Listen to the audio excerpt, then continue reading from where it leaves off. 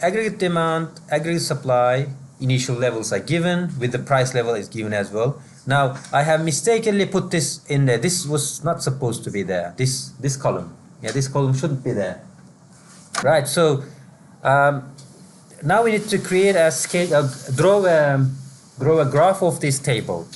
But before that, we need to fill in AD2. Yeah, so let's draw it first, by the way. So draw it there. Yeah, AD1 and ADS1, AC1. So these are given to us. All right, so let's move here. You only one left? Yeah, it was actually printed for the other group when we had no proper functioning thing. So you can share it for now, but it's there. It's on the screen, guys. This is AD1 and this is AS1. Yeah, the labeling is this AD1 AS1. Yeah, so let's draw the curve given the information here. Right, so now quick question: what is price level, guys? What's the indicator for price level in the economy, whole economy here?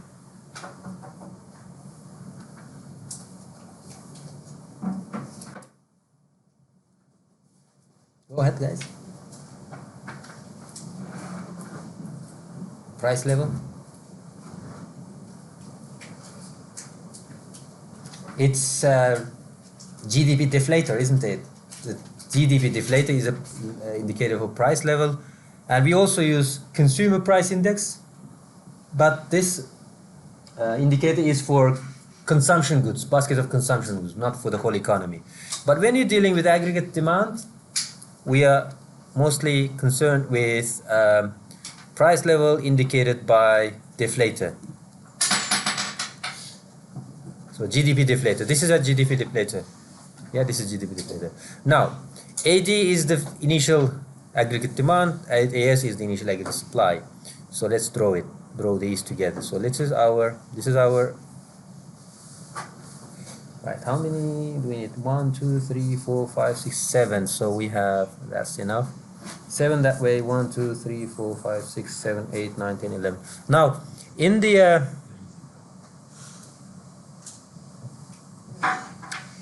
the exam, you will not be given a check paper, so you don't have to draw a perfect graph. Yeah, sketch it properly, however, so that you are able to draw and show the points, the important points. Now, on the y-axis here, we have price level. So this is price level.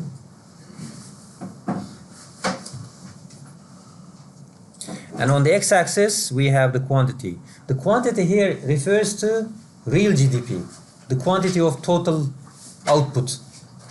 Yeah, it's the output produced. Now, then scaling wise. So these are starting with 90. So right here is the 90, 95. It goes on 100. In the previous class, I had a hard time to draw this. This was hard.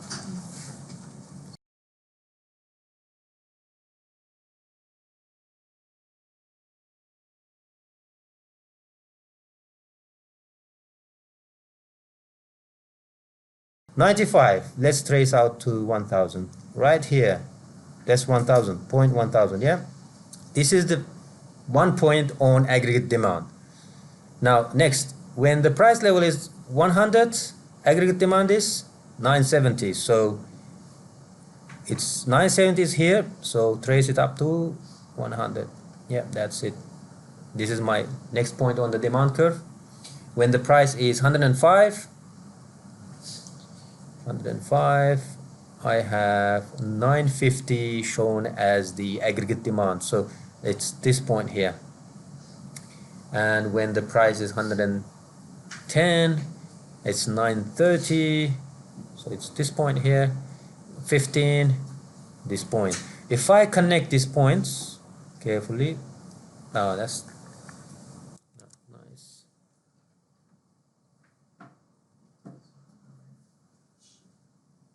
So this is my aggregate demand. Aggregate demand 1. Downward sloping. As the prices rise, demand for goods decline. As the prices go down, demand for goods increase. Yeah. Next, When the price was 95, our supply is 950. So at 95, we are supplying less. So it's this point here. This point, 950 is this. Yeah. And when the price is 100, our supply is 970. It's this number. 970. So it's this point here. And when the price is 105, the supply is 1000. So where's 1000? It's this one here, isn't it? 80, yeah, 1000. It's this. So it's is a curve. There's 110. Price is 110. Our supply is 130. So that's one. It's this number here, that point. Then 160 against 115. 160, 115. Trace it out to 160 here. So let's connect them now. So dots connected gives us our aggregate supply 1 against aggregate supply 1, aggregate demand 1 here, right? Now, very hard to draw on this board. Question now, number, which one was it? So it said draw the aggregate demand and aggregate supply curve labeling. So we labeled them, we drew them. Now what is the equilibrium level of national income and what is the equilibrium level of price? So can anyone answer that question, please? Two questions. Aggregate equilibrium level and equilibrium output for the level of price and output. Anyone? The price would be 100. Exactly. This is where the, where's my cursor, guys? Can you see the cursor? Okay, here it is. So it's this. So if we trace out from this intersection point, we trace out to this level. This is our equilibrium price, and our equilibrium output is between 160 and 180. That is 170. Sorry, 970. So this is our equilibrium output level, corresponding to that equilibrium level. Now we can also look at this graph. Sketch of the table here. Table 970, 970. So aggregate supply equals aggregate demand at the price level of 100. Yeah. So equilibrium condition states that AS has to be equal to AD for the equilibrium, and that's this point here. That point there. Yeah. That answered now. That question is answered. Next question. Let's read the next question. Assume, so this is this part here. Assume that over the next 12 months, aggregate demand rises by 70 billion at all price levels, and that aggregate supply rises by 20 billion at all price levels. Right, so aggregate supply and demand will now shift because of the increase in this two instruments or indicators. Now, what do I do now? Well, we'll create the column is created for us. All we need is just fill in this cells with the right values. So for the aggregate demand, it increased by 70 billion at all prices. So original 1000 billion plus 70 gives us 1070. That's my new aggregate demand. 970 plus 70 gives me 1040. That plus 70 gives me 1010. Is it 10? 20, yeah? 120. Thank you. That is 70 plus, this is exactly 1000, and 915, so that's 985, and that is going to give you 970. That is my new schedule for the shifted aggregate demand. So it is a shift by 70 units, yeah, to the right. Next. Now, question also tells us that the aggregate supply increased by 20 units, 20 billion. Now it's this one here. So that plus 20 gives us 970. It's been done already. I mistakenly left it up there. I should have deleted this. So 20 plus to aggregate supply gives us this. 20 plus gives us this, and so on and so forth. So aggregate supply is given. Now all we need now is to resketch the graph or create a new graph here. So I'm going to change the, if I can, color. So what color I mistake? Oh, did I take the right one?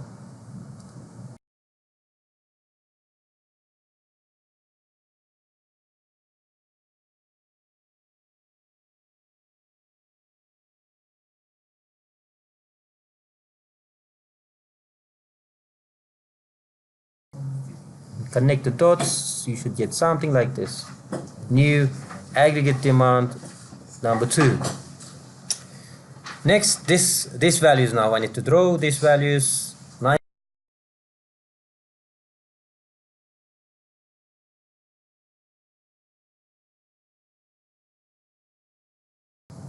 This is aggregate supply 2. Done. Taking some time. Right. Do you feel now comfortable with drawing? So we just need to plot on the y-axis the price level, on the x-axis the quantities, and determine the points along the demand and supply. That's it. It's not difficult, guys. This is your exam basically. Not exactly the same question, but similar drawing pattern will be required. Right, now let's now answer the questions. What's the equilibrium price here now, guys? With the new red lines crossing. So it's basically, if you trace it out here, it's 105. This was the old one, yeah? This is the new one. And equilibrium quantity is 120 or something else? Yeah, it's 120, yeah? Thank you. So that's this point here. That's it. We identified the equilibrium output and equilibrium level of price. Next question is, what is the inflation rate now? Because we moved from one equilibrium point to another one. So this is our new equilibrium point here. It's 105. This was the, oh sorry, this is the new one, not that one. Apologies. So the red crossing the red, and then black ones are crossing black. The black one disappeared basically. I don't know where it's gone. Right, I have to bring it back now. Let's draw again. Where was it? So it's somewhere here, isn't it? Yeah. It looks like this, yeah. So this was the original equilibrium point, equilibrium E for the price, and the second equilibrium point is this one here, 105 star E, yeah. So to calculate the inflation rate now, it's probably is going to be harder now to trace everything. We have the formula. Can anyone remind me how we calculated the inflation rate? Today's price minus yesterday's price over yesterday's price times 100. Yeah, do you remember that? Right, so what's today's price based on this new equilibrium? 105. Yeah, 105. So that's 105 minus yesterday's price is 100, thank you, over 100 times 100 equals 0.05, which is 5%. That's the inflation rate. So overall prices in the economy grew by, or increased by 5%. Are you with me, guys? It's quite an arithmetic and linear algebra type question, but it may be difficult for some of you who've done BTech, not A-levels. Yeah, so practice more with such type of questions. Next question now. What was the next question? Let's read it. Basically we've done up to that point. Now this is the one. Assume that over the following 12 months aggregate demand rises by a further 50 billion at all price levels, but that there is no increase in aggregate supply beyond AS2. So aggregate supply doesn't change, but now demand changes by 50 more billion. So I have to fill in this form now, this column now, yeah? 50 billion plus, so basically 170, which is already there, this, plus 50 billion. That gives me 20, yeah? 20. Let me copy this instead of trying to guess them.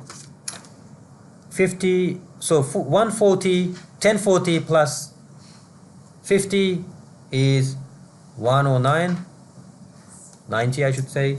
Then this is 1030, this is 1050.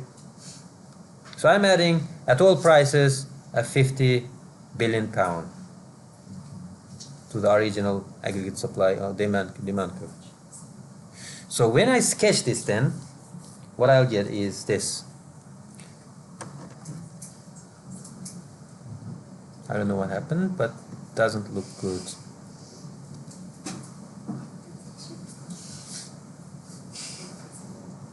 So our new equilibrium is 110, so it's this point here. It looks like this if I sketch a new graph. It's this one here. Aggregate demand 3. Yeah, notice the crossing point. As long as we pin down the crossing point, yeah, the intersection, that is gonna give us the equilibrium point. That's it. That's 110. It's a bit muddled graph here now. Hopefully you're tracking this process. Right. So now, given our new equilibrium price and quantity, we can calculate now new inflation rate. Yeah. What's the new price level, please? Anyone? I marked it already. Yeah. 110 and new equilibrium output. So that's corresponding to 110. So it's this row here, right? So it's this value here, 150, and aggregate supply is also 150. That's a new equilibrium output. Let's calculate now new inflation rate. Again, PT minus P, so this is this one.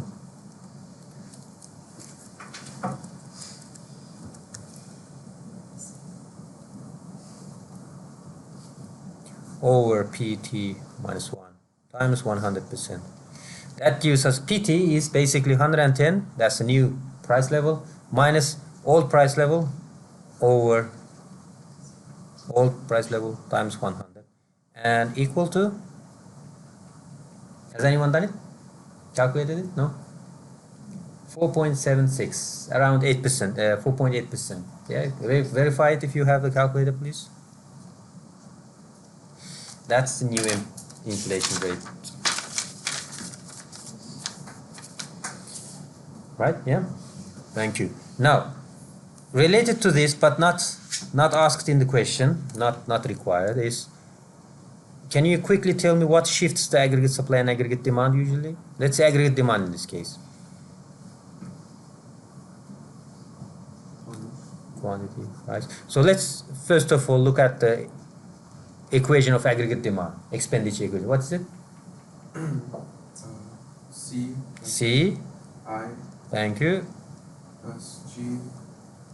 Net experts, yeah? Plus X minus. This will be X minus M. Experts minus imports, yeah? Thank you. So try to memorize it.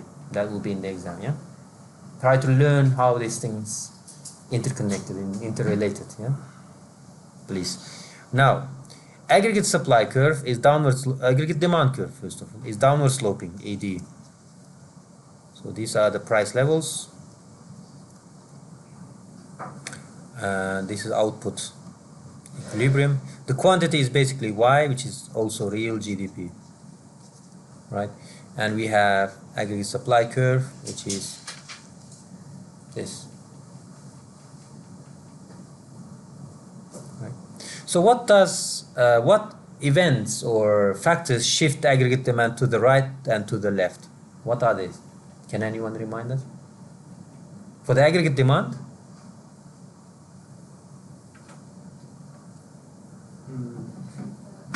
International substitution.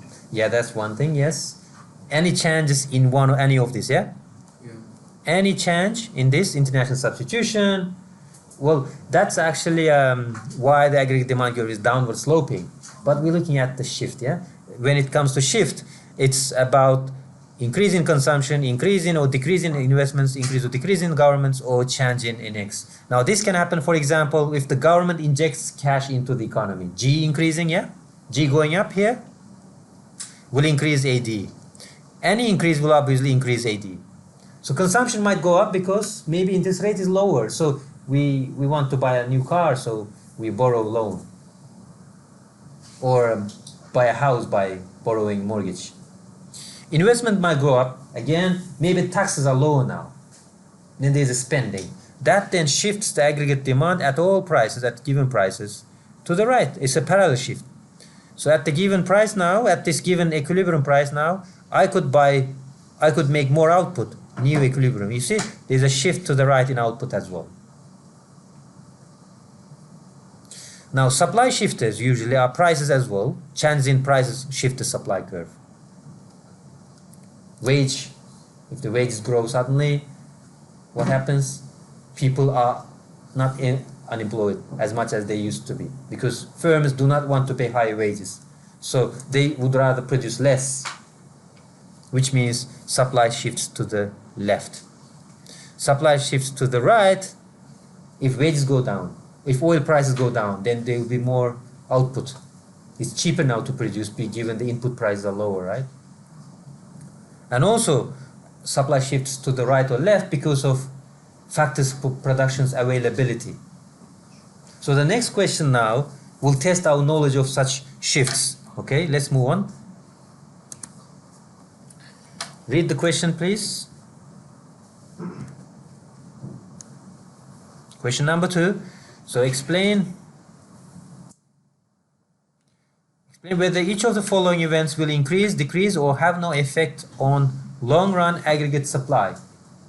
It's a long-run aggregate supply. So in the long run, aggregate supply looks like a exactly vertical line. I'm trying to use it as a right. So right, it's a vertical line, isn't it? So let's do a proper graph here. This is our real GDP. Okay, and this is our price level. So deflator, yeah, GDP deflator. Now long-run aggregate supply curve is this at full employment output level. So this is long-run aggregate supply. It's perfectly inelastic. At any prices, the output level stays the same. And this is also called potential output level or full employment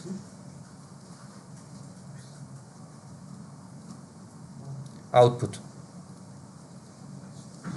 Yeah. Now I want you to have an intuition about this. What is this now? Full employment output. You remember from today in the lecture I drew something, yeah? If you remember, this was the case, isn't it?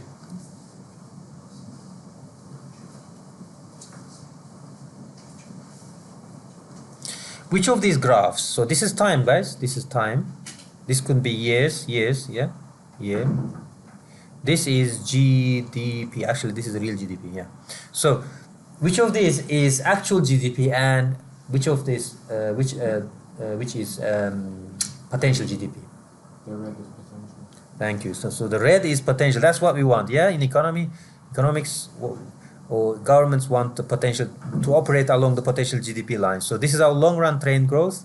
So it's potential, yeah. What did I do? Potential GDP basically.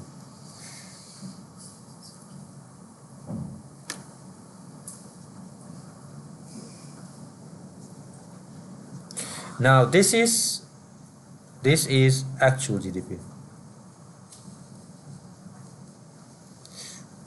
Now, right, this you see this value here, YF is the point of potential GDP. So it's this point. Anything along this line is a potential GDP.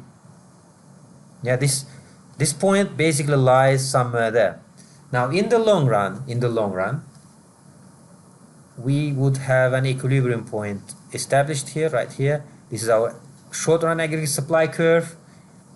and this is our short run aggregate demand curve. Yeah, sometimes this is called short run SRAD. Yeah, this is also SRAD, short run aggregate supply. This is short run SRAS. Yeah, right now we are there in the long run. Now let's read the question. Now it says the country experiences a wave of immigration. What happens to the short run aggregate supply curve in this case? Remember what shifts the aggregate supply curve? What causes it to shift? Changes in the availability of resources. So when there's a huge immigration flow into a country, this immigration will most likely be a labor force, increase the labor force. Imagine Germany and Syrians. A lot of them came to Germany over the past 8 years? A lot of them. They were fleeing the war. But most of them were adults. So this adult population settling in Germany means they will have more labor. Right? So the potential output level now is higher for Germany. Yeah, it can produce more using this labor if it wants. Yeah. So what happens now is there is a shift to the right. Yeah, that's the answer to this question. This the long run GDP shifts to the right, somewhere here. So this will be our new YF. New YF. More people will be employed now. And similarly, it's not asked here. It's not about short run. The short run curve also shifts. This aggregate supply curve also shifts to the right, because it's a supply curve at the end of the day. We would have a new equilibrium right here. So aggregate demand shifting is another story. We will not talk about it right now. It's all about the long run now. Yeah. So it's this part here. This being the shifting to the right. Sorry, this shifting to the right. Right. Next question says the government raises the minimum wage above the national average wage level. So now government makes it a law, isn't it? Minimum wage. It's a requirement now to pay more than the national level. So it's an extra cost to the companies, firms employing new people. So this is an increase in the input costs. What happens now? Exactly. Now, because it's expensive to make the goods, to produce the goods with the given labor, we produce less, we employ less, fewer people. Yeah. So it is now gonna shift to the left. This is another story. Yeah. Ignore the other one. First one was. So our potential GDP now moves. So this is the star. This is double star. Let's say, moves to the left now. Yeah. And the last one. A war leads to the destruction of a large number of factories. Again to the left, yeah? It's because our capital stock now is destroyed, we cannot produce as much. Our factories are destroyed, we cannot have warehouse now for the new products, and factories are gone, means new product is also hard to come as well anyway. So there is a shift to the left again. That reduces our potential output level, yeah? Done. Right, next question now. Question 3. Suppose that the economy is in a long run equilibrium. Right, so we're gonna do that again. We're gonna draw the same graph as we did before. This is our real GDP and price level. And in the long run, we will have the perfectly inelastic long run aggregate supply curve, and in the long run aggregate supply and aggregate demand. So this is short run aggregate supply crosses on the point along the long run aggregate supply curve. So it's AD and AS here, right? That's where we are right now. We are right here. So in other words, if I were to do this, more intuitive way. So this is our the straight line is our potential GDP. The wiggly line is our actual GDP. So right now we are somewhere here. Let's say we are somewhere here. We are right on the spot. Yeah. That's the potential GDP. Or maybe let's say this is better because everything is in working well. Everything is crossing right on this level. Yeah. So it's this point here. This is time. This is RGDP. So these are two different graphs, guys. Don't confuse them. So corresponding to this level, yeah, to this level of GDP is our YF. So this thing is the same thing as this one here. It's just this one is a dynamic graph. This one is a static graph. This shows us 1 point at a time. Pick up this year, whatever year is. This is 2010, let's say. In this year, this was our GDP level, which is shown here. Yeah, just I copy it from here into this static graph. Nothing changed. Yeah, that's the intuition here. These two graphs are linked. Now, equilibrium price level is this, whatever it is now. Yeah. Now, what would happen if we were operating here? Right here. What does it mean? Actual GDP is higher than the potential GDP. For intuition, what do you think? We are producing more than what we expected, yeah? Or on average what we could produce. So it's like a car. You know, when you press the accelerator, it revs badly. It's just, you can hear that it's actually struggling. Yeah? So the economy right here is roaring. Right here is roaring. If it was a steady state of growth, that would be the better. This would be the output level. But we are right here now. We are revving the engine. Economy is an engine. We're just pressing, and we're consuming more resources. So we are overusing some of them maybe. If the economy was in here, below the potential output, we are in recession. So here it's an expansion period because we are above the, not much above. It's a maybe peak period of expansion. Right here we are in recession. We're just about to pull up, yeah, upwards, yeah. Now at this point, economy is like a car, is slow motion, in a slow motion. We are moving slowly. We could be much faster if we wanted, yeah. We could press the accelerator a bit.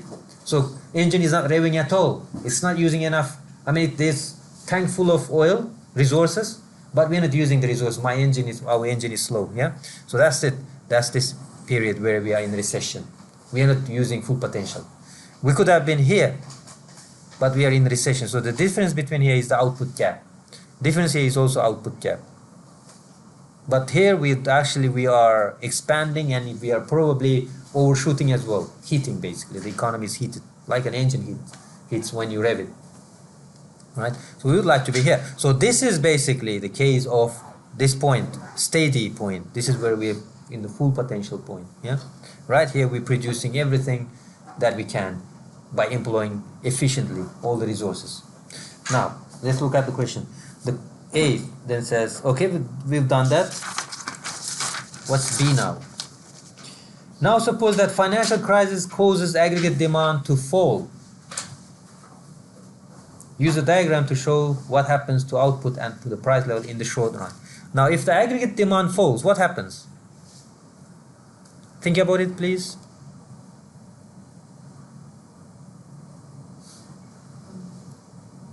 Do we consume less? Exactly. Probably we're consuming less because we are not employed now. Yeah, financial crisis means credit crunch. When there's a credit scarcity, firms are not able to borrow. That means they cannot invest, so investment is down. That's causing the investment to go down to the right. As a result, we have a new equilibrium which is below the potential point. This is new one. So we are somewhere here instead of here. We are somewhere there. So we are well below the potential point. So the difference between these 2 points basically is this distance. This distance, red line distance, is this difference. So we are below the aggregate, potentially possible output level, yeah? So, yeah, this is our potential output level, but we are operating here. So that's, in this graph, is this point. So I'm basically copying from the dynamic to static. yeah, and the price level is low because in recessions we don't produce more. We actually produce less and tend to consume less because of savings. Yeah. Oh, hold on. Right. That's it. Now, price level goes down. What happens to the unemployment rate when this happens? When there's a recession, what happens to unemployment rate? Increase, exactly. Because we are unemploying fewer people, we don't produce much. That's why we are basically shifted backwards. Yeah, we're producing less. The income is lower because of not employing enough people. Yeah, we're not employing all the resources properly. So it will be above the natural level of unemployment. At the YF, the rate of unemployment would be a natural level, at the natural level. So they will still be unemployment, but it will be natural to have it, yeah? You know, some people do not want to work. They're just looking for jobs, like my friend. I asked him why he wasn't looking for jobs. He says, I'm waiting for the opportunity, better opportunity. So he was still writing a book, and he ended up getting a good job eventually. So he was unemployed, but he wasn't causing any trouble in the economy. It was a natural level that we just have a rest about a couple of weeks, maybe months, before we search for jobs, yeah? So that's the kind of thing happens in the natural level of output. But then economy is still revving, it's going okay. Right, next, C. Use the sticky wage theory of aggregate supply to explain what will happen to output and the price level in the long run, assuming there is no change in policy. What role does the expected price level play in this adjustment? Now, look at this. This is a long story, though, to understand this. Now, this is our new equilibrium. This is our old equilibrium. And in the long run, economy doesn't stay here in the old equilibrium, or new equilibrium, sorry, in this level. It usually tends towards the equilibrium point, new equilibrium point. Towards this side, yeah, this side, to this point. Our potential hasn't changed. We didn't have any shocks to the economy. We don't have any capital, extra capital. We don't have any labor. It's still the same. So our long-run aggregate supply curve is still the same. Now, what happens now is that because demand is low now, price levels in general went down a bit. What happens is that those people who are still employed, they will have higher nominal wages. Their wages are stuck there. Yeah, the production is lower, but employers cannot reduce your wages. Wages are sticky now. They're up there, up high level. Yeah. So that's why our aggregate supply curve declines downwards, because now with higher wages, with fewer people working, now the employers say, okay, if I cannot reduce the wages of these people, I should now reduce the number of them. They shed some weight. They make redundant some employees. They cannot reduce their wages, but they can obviously make them redundant, yeah?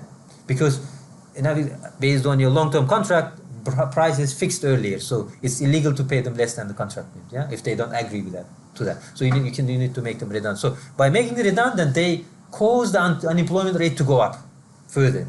When unemployment rate goes up, more people will be in the market searching for jobs. What happens now? The wages start declining now.